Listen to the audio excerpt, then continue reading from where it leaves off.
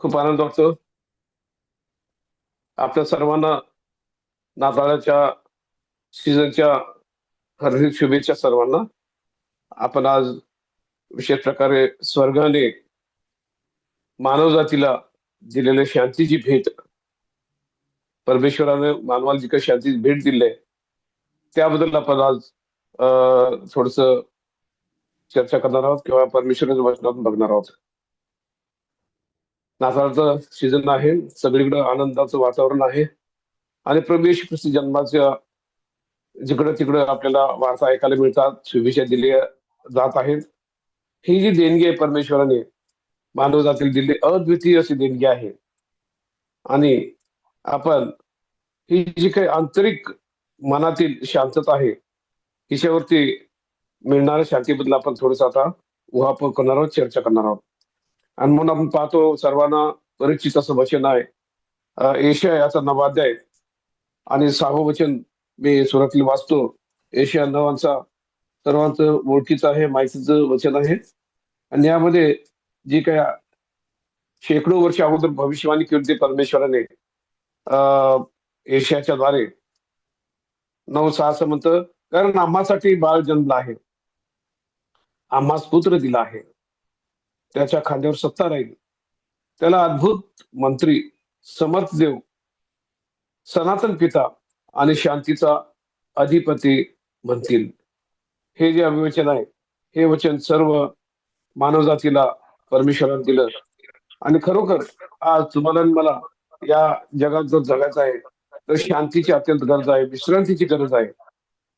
थकतो भागतो आपण आणि शेवटी आपल्याला विसाव्याची आवश्यकता असते. आणि हा जो विसावा आहे, मनातून मिळणारा विसावा जो आहे, तो विसावा अत्यंत महत्वाचा आहे. तो सगळ्या माध्यमातून मिळतोय असं नाही. एकच माध्यम आहे, ते म्हणजे प्रवेश ख्रिस्ताच्या द्वारे तुम्हाला आणि मला ही शांती मिळत असते आणि प्राप्त होते.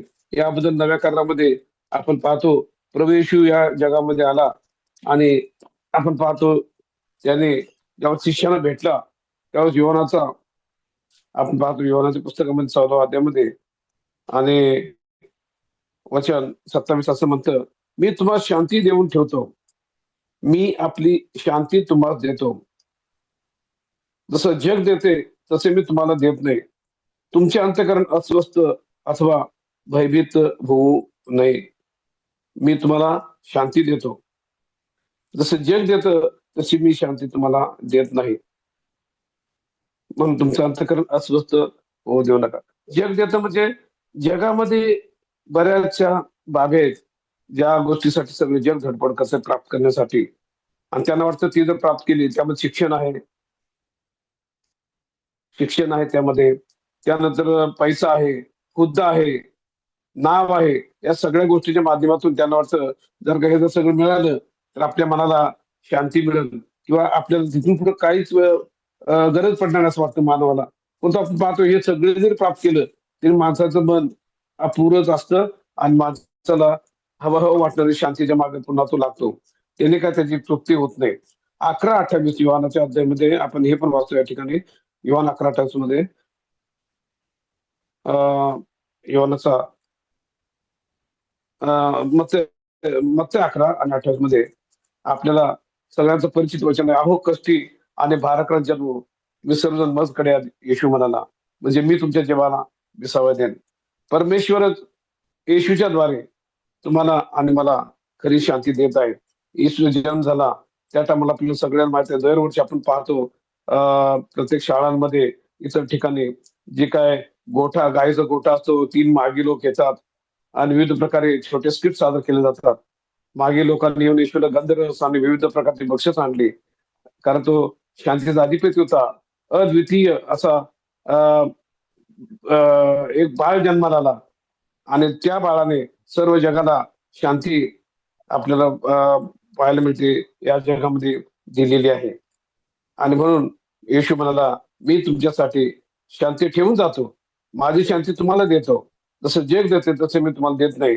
म्हणून तुमचा हृदय अस्वस्थ होऊ देऊ नका आणि घाबरून जाऊ नका. खरोखर सध्या आपण पाहतो जगाची परिस्थिती अतिशय बिकट होत चाललेली आहे. अतिशय कठीण दिवसांमध्ये आपण राहत आहोत, भयभीत अशा वातावरणात राहत आहोत आपण. प्रत्येक दिवस काय ना काय तर नवीन काय तर बातमी घेऊन येतो किंवा असे काय बाबी ऐकायला मिळतात की ज्याद्वारे आपण भयभीत होतो. परंतु येशू म्हणतो, मी तुम्हाला शांती देतो. येशूला जर आपल्या जीवनात आपण घेतलं, मनात घेतलं, तर निश्चितच आपल्या अ, मनाला निश्चिंत राहता येतं, शांत राहता येतं. आपल्याला चिंता करायची काहीच गरज पडणार नाही. येशूला असं म्हटलंय, त्याला शांतीचा राजकुमार म्हटले जाईल. शांतीचा राजकुमार.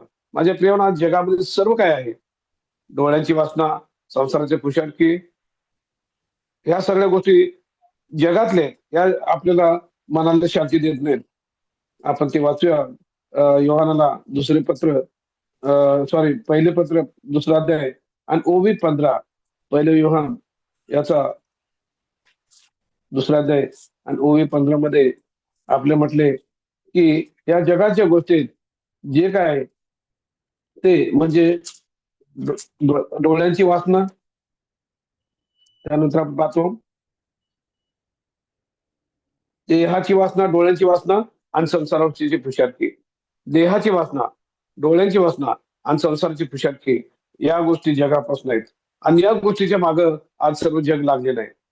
काय खावं, काय प्यावं, काय पांघरावं, आणि त्या सर्व ज्या गोष्टी जगात या क्षणभंगुर आहेत, दृष्टीला दिसणार आहेत, त्याच्या मागे लोक लागले आणि त्यांना वाटतं ते जर आपण प्राप्त केलं तर आपल्याला काय करायची गरज पडणार नाही. परंतु आपण पाहतो जितकं काय ते मिळवतील तितकं त्यांना मानवजातीला कमीच वाटतं ते, आणि त्यांची तृप्ती कधीच होत नाही. डोळ्यांची तृप्ती कधीच नाही, देहाची तृप्ती कधीच होत नाही. किती काय विविध प्रकारचे पदार्थ खा तुम्ही, किती चांगल्या प्रकारे स्वतःला सजवा तुम्ही, अ, आपल्या देहाची वासना अतृप्तच राहते. आणि संसाराची पुषारकी म्हणजे या जगामध्ये होता होईल तेवढं जास्तीत जास्त धन, दौलत, संपत्ती आणि भौगोलिक गोष्टी, मटेरियल थिंग ज्याला आपण म्हणतो, या गोष्टी मिळून असं वाटतं की आपल्याला मनाला शांती मिळेल. पण त्याने ही शांती आपल्या जीवनात कधीच आपल्याला जी हवी आहे शांती ती मिळत नाही. आणि म्हणून येशू म्हणाला योहान 16:33 मध्ये, योहान 16 मध्ये आणि वचन 33 म्हणतं, या जगात तुम्हाला त्रास होईल, पण धीर धरा, मी जगावर विजय मिळवला आहे. या जगात तुम्हाला त्रास होईल. निश्चितच आपण पाहतो या जगामध्ये सत्याने वागणाऱ्याला, देवाच्या वचनाप्रमाणे वागणाऱ्याला त्रास आहे. पण त्या त्रासामध्ये देखील आपण घाबरत जेव्हा नाही, त्या टायमाला आपल्या शांतीचा अनुभव येतो. कारण प्रभू आपल्या सोबत आहे. आपल्याला भिण्याची गरज नाही. तो आपल्याला मनाला स्थैर्य देतो. आपलं मन आणि चित्त एकाग्रतेनं आपण येशूवरती भाव ठेवतो आणि त्यामुळे आपण घाबरत नाही आणि परमेश्वर आपल्याला त्यातून बाहेर पाडतो. कारण का येशू म्हणाला, मी जगावर विजय मिळवलेला आहे. पवित्र शास्त्रामध्ये प्रगटीकरण 3रा अध्याय, 4था अध्याय, 5व्या अध्यायामध्ये स्पष्ट आणलंय की जो विजय मिळवतो त्याला मी माझ्यासोबत बसायला जागा देईन स्वर्गामध्ये. येशू म्हणतो, जो विजय मिळवतो त्याला त्याचं नाव मी जीवनाच्या पुस्तकात खोडणारच नाही. 3रा अध्याय आणि 5वं वचन सांगतोय प्रगटीकरण. जो विजय मिळवतो त्याचं मी नाव जीवनी पुस्तक खोडणार नाही, येशू म्हणतो. आणि म्हणून विजय मिळवणं हे अत्यंत महत्वाचं आहे. येशूने विजय मिळवून आपल्याला तो मार्ग चालून दाखवलेला आहे. त्याच्या पावलावरती पाऊल ठेवून तुम्हाला आणि मला चालायचं आहे. या जगामध्ये अनेकदा आपल्याला त्रास होईल. लोक आपल्याला वाळीत टाकतील, नावं ठेवतील, विविध प्रकार लबाडीने काय पण उठू दिली. आपण त्यावेळेला घाबरून जायला नाही पाहिजे. कारण का येशू म्हणाला मत्थाच्या पुस्तकामध्ये, तुम्ही आनंदाने उल्हास करा. ज्यावेळेस तुमची परिस्थिती तुमच्यावर येईल त्या टायमाला आम्ही काय होतं बरं, प्रभू येशूच्या दुःखामध्ये आपण सामील होतोय. येशूने जे दुःख सहन केलंय त्याचा आपण भागीदार होतो. आणि याद्वारे आपण त्याच्यामध्ये एकरूप झाल्यामुळं निश्चितच परमेश्वर आपल्याद्वारे जगाला दाखवून देतो की खरी शांती त्याच्या सत्य वागणुकीमध्ये आहे, त्याच्या आचरणामध्ये आहे. आणि ते तुम्हाला आणि मला परमेश्वर देऊ इच्छितो. या शांती स्वरूप काय पहा, ही जी काय शांती अनेकांमध्ये नाही, जगामध्ये ही मिळत नाही तुम्हाला आणि मला. ती शांती वरूनच आपल्याला प्राप्त झालेली आहे. आणि ज्यावेळेला आपण येशूला स्वीकारतो, जो शांतीचा अधिपती आहे त्याला स्वीकारतो, त्या टायमाला ती आपली मनातील आंतरिक संपूर्णपणे भरून टाकते. ज्याला ख्रिस्त लाभलाय त्याला ती शांती लाभते. आणि म्हणून शांतीचा जो राजा आहे, शांतीचा अधिपती आहे, त्याला ज्यावेळेस आपण स्वीकारतो त्या टायमाला आपल्या जीवनामध्ये खऱ्या अर्थाने शांती मिळते. कारण का तो हात उचलून म्हणतो, "आहो कष्टी आणि भाराक्रांत जनो, जे थकले भागलेले आहेत, सर्व करून थकलाय आता. तुम्ही काय करा, माझ्याकडे वळा, माझ्याकडे या, म्हणजे मी तुमच्या जीवाला विसावा देईन." आणि पुढे म्हणतो तो, "मी जो मनाचा सौम्य लीन आहे, माझ्यापासून तुम्ही शिका." येशू मनाने सौम्य आणि लीन आहे. आणि जो कोणी येशूला स्वीकारतो, ज्याच्या जीवनामध्ये येशू येतो, तो मनुष्य लीन आणि नम्र असतो.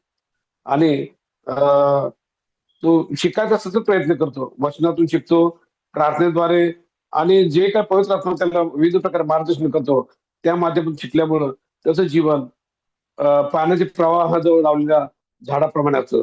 तो सदैव फळ देतो आणि त्याची पानं सदैव टवटवीत असतात, कोमजत नाहीत.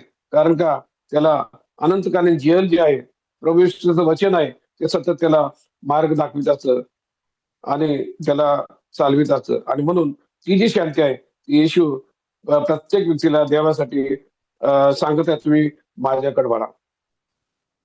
ही जी देवाची देणगी आहे, जी संपत्ती आहे, ही एक प्रकारची मोठी संपत्ती आहे. या जगातील यश किंवा कुठल्याही जगामध्ये जे मिळणारं यश आहे, मोठमोठे मुकुट मिळतात जगामध्ये, ते नाशवंत आहेत, तात्पुरते आहेत, किंवा मोठमोठे पुरस्कार आहेत, याने ती मिळत नाही. खऱ्या अर्थाने समाधान किंवा जगात या गोष्टी जगातल्या मिळणाऱ्या आहेत, त्या आपल्याला शांती देत नाहीत. केवळ येशूच्या द्वारे तुम्हाला आणि मला शांती मिळते. ही अशी शांती आहे ख्रिस्ताद्वारे मिळणारी, जी हृदयांना सामर्थ्य देते आणि मनातील भय घालवून टाकते. प्रभू येशू ख्रिस्ताद्वारे मिळणारी जी शांती आहे, ते आपल्याला आनंद देते आणि आपल्या मनातील सर्व चिंता, काळजी, भय पळवून लावते. यासाठी येशू तुम्हाला आणि मला अमोल अशी देणगी परमेश्वराने या पृथ्वीवरती पाठवलेली आहे. आणि म्हणून हा जो नाताळचा सीझन आहे, संपूर्ण जगामध्ये येशूच्या जन्माबाबत आपण ऐकणार आहोत आणि ऐकतो. विविध प्रकारचे कार्यक्रम सुरू असतात आणि त्याद्वारे आपल्याला प्रभू येशूची ही अमोल देणगी जी जगामध्ये की त्यानं पाठवली. गलती 4:4 मध्ये सांगितल्याप्रमाणे काळाची पूर्तता झाली आणि देवाने आपल्या पुत्राला या भूतलावरती पाठवलं. जगामध्ये पापाचा अतिरेक झाला होता. संपूर्ण जग अंधकाराने व्यापत होतं. पापाचा अतिरेक झाल्यानंतर परमेश्वराने योग्य समयी येशू ख्रिस्ताला या पृथ्वीवर पाठवलं. कारण का जी काही वाणी होती, कुमारी गर्भवती होईल आणि तिला पुत्र होईल असं सांगितलं होतं बायबलमध्ये, यशाच्या पुस्तकामध्ये. आपण पाहतो 6व्या अध्यायामध्ये. त्यासाठी प्रभू येशू ख्रिस्ताच्या जन्माच्या अगोदर अनेक स्त्रिया त्यांनी लग्न केलं नाही. त्या कुमारी राहिल्या. त्यांना असं वाटलं, की प्रभू येशू ख्रिस्त त्यांच्या पोटी जन्माला यावा. कारण तो शांतीचा अधिपती असणार होता. परंतु सगळ्यांचाच नाही, पण आपण पाहतो कुमारी मरिया हिच्या पोटी येशू जन्माला आला आणि तुम्हाला आणि मला ही शांती परमेश्वराने प्राप्त करून दिलेली आहे. तिचा मार्ग आपल्याला दाखवलेला आहे. येशू आपली पाचारण करतो, "तुम्ही माझ्याकडे या." या शांतीच्या राजकुमाराला काय तुम्ही मी आपल्या अंतःकरणामध्ये जागा देणार आहोत का? देत आहोत का? जर का आपण त्याला जागा दिली, तर निश्चित प्रभूच्या वचनाच्या द्वारे तुम्ही आणि मी निश्चित होणार आहोत. कारण का तो म्हणतो, "घाबरू नका, भिवू नका. मी तुमच्या सोबत आहे. जगाच्या अंतापर्यंत मी तुम्हाला सोडणार नाही," असं त्यांनी सांगितलंय. विश्वास मात्र ठेवा. येशू म्हटलं, "घाबरून जाऊ नका, विश्वास ठेवा. तुमच्या अंतःकरण अस्वस्थ होऊ देऊ नका. माझ्यावर विश्वास ठेवा, माझ्या पित्यावर विश्वास ठेवा." ह्या ज्या बाबी आहेत किंवा ह्या ज्या जैविक गोष्टी आहेत, आपण पाहतो त्याच्यामध्ये आर्थिक बाब आहे, त्याच्यामध्ये सामाजिक बाब आहे, त्याच्यामध्ये शैक्षणिक बाब आहेत. या सर्व ज्या गोष्टी आहेत, ह्या आपण येशूवर विश्वास ठेवल्यानं आपलं परमेश्वर देणार आहे. कारण का नेतृत्व म्हटलेलं आहे, योग म्हणतो परमेश्वराचे भय हा ज्ञानाचा प्रारंभ आहे. जगाचं ज्ञान शेवटी मूर्खपण आहे. परंतु परमेश्वर ज्ञान हे जगात उचलून मूर्खपण आहे. परंतु परमेश्वर त्यांच्या धूर्तपणामध्ये त्यांना पकडतो असं आपल्याला पाहून सांगतो. आणि मग जगाचं ज्ञान किती मिळवलं, तर ते जगात ज्ञान तुम्हाला मला शांती देणार नाही. आणि म्हणून या शांतीच्या राजकुमाराला तुमच्या आणि माझ्या जीवनामध्ये या नाताळ सीझन मध्ये निश्चित आपण आमंत्रण देऊया, आपल्या अंतःकरणामध्ये त्याला जागा देऊया. पण यासाठी तुम्हाला आणि मला अं, जी समिटाची सेवा प्रवेश तुझ्या वधस्तंभावरती पूर्ण केलेली आहे, या जगामध्ये आला, जिथं जाईल तिथं त्याने रोग्यांना बरं केलं, मेलेल्यांना उठवलं आणि शांती ज्यानं जाईल तिथं प्रस्थापित केली, लोकांच्या चिंता दूर केल्या आणि शेवटी वधस्तंभावरती सर्व जगाचा जो मोठा प्रश्न होता, या मरणाच्या खाईतून मला कोण सोडवेल, हा जो प्रश्न आज देखील जगाला भेडसावत आहे, त्या मोठ्या प्रश्नातून सगळ्या जगाची चिंता त्यांनी दूर केली, आपलं रक्त सांडलं आणि रक्ताच्या माध्यमातून त्यानं जगाला शांतीचा जो मार्ग आहे तो बहाल केला. आणि म्हणून आपण पाहतो आपल्या येशूने मत्त्याच्या 5व्या अध्यायामध्ये सांगितलंय, जे शांती करणार ते धन्य, कारण ते देवाला पाहतील, त्यांना देवाची लेकरं म्हणतील. आज हा सलोख्याचा जो मार्ग आहे, तो मार्ग येशूने या भूतलावरती मानव जातीला दिलेला आहे. आणि आज ख्रिस्ती लोक जे आहेत आपण पाहतो, ते कोणत्याही प्रकारे चटफुटीचं राजकारण करत नाहीत, भांडत नाहीत, शांतीने मोर्चे काढतात, आपले प्रश्न मांडतात, विधायक मांडतात. आणि म्हणून आपण या जगामध्ये ख्रिस्ती या नात्यानं पाहतो, आपल्याला शांतीने सगळे प्रश्न सोडवायचे आहेत, आपल्याला भांडायचं नाही, झगडायचं नाही. आणि म्हणून शांती जे कोणी प्रस्थापित करतील त्यांना देवाची लेकरं म्हणतील, असं आपलं पवित्र शास्त्र सांगतं. पण हे सर्व करत असताना तुमच्या आणि माझ्या जीवनामध्ये एकतर ख्रिस्ताचं आपण चरित्र जगाला दाखवतो किंवा सैतानाचं चरित्र आपण जगाला दाखवत असतो. ख्रिस्ताचं जे चरित्र आहे ते शांतीचा मार्ग आहे आणि त्या मार्गावरती ज्यावेळेस आपण चालतो, शांती ज्यावेळेस लोकांमध्ये प्रस्थापित करतो, लोकांमध्ये जाऊन आपण शांतीचा मार्ग सांगतो, भांडण पेटवत नाही, अशा टायमाला निश्चितच आपण देवाची लेकरं आहोत ही प्रगट होत असतं.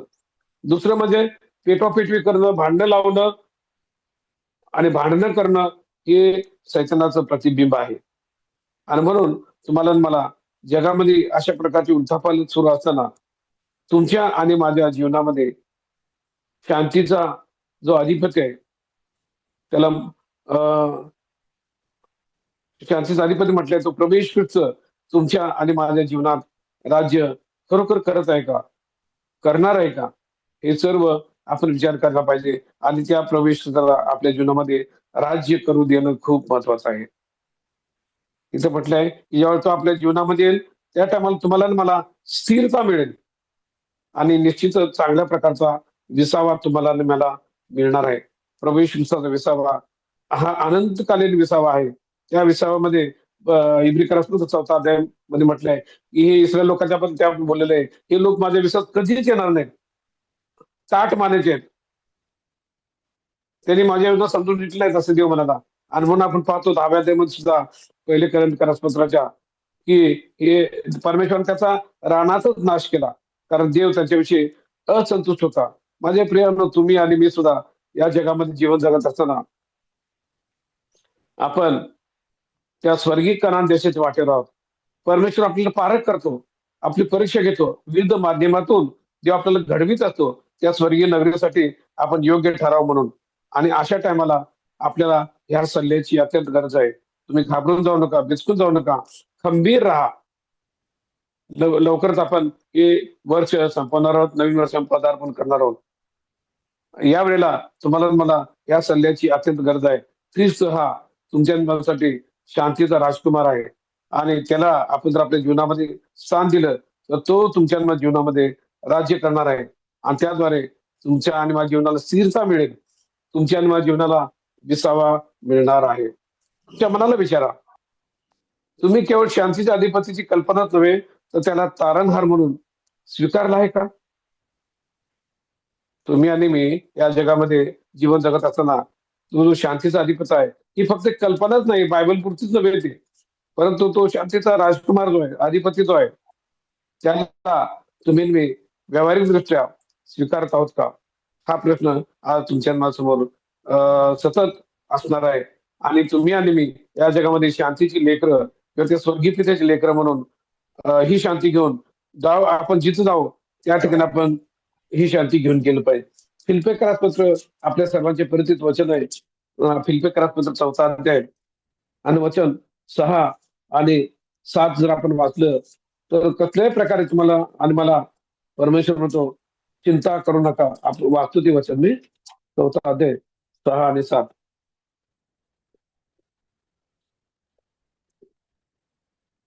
कशाविषयी चिंता करत होऊ नका, तर सर्व गोष्टीविषयी प्रार्थना आणि विनंती करून आभार प्रदर्शनासह आपली मागणी देवाला कळवा. कोणत्याही प्रकारे तुम्ही काळजी करून बसू नका कोणत्याही गोष्टीची. तर काय करा, कसली परिस्थिती होऊ द्या, प्रार्थनेत राहा, प्रार्थना करा आणि आपली मागणी देवाला कळवा. अनेक वर्ष कदाचित आपली वाट पाहावं लागेल आपली इच्छा पुरी व्हायला, परंतु परमेश्वर आपली इच्छा पूर्ण केल्याशिवाय राहणार नाही. मागामध्ये मिळेल असं त्याचं आश्वासन आहे. या आश्वासनावर तुम्ही जर विश्वास ठेवला तर पुढचं वचन म्हणतं, सर्व बुद्धी सामर्थ्याच्या पलीकडे असलेली देवाने दिलेली शांती तुमची अंतःकरणे, तुमचे विचार ख्रिस्त येशूच्या ठायी राखील, म्हणजे स्थिर करेल. सर्व बुद्धी सामर्थ्याच्या पलीकडे असलेली, आपल्याला त्याचं आकलन करता येत नाही अशी महान शांती परमेश्वर आपल्याला देणार आहे, की जी तुमची आणि माझी अंतःकरण, तुमचे आणि माझे विचार प्रभू प्रभू येशू ख्रिस्तामध्ये स्थिर राखील. आपल्याला काळजी करायची गरज पडणार नाही.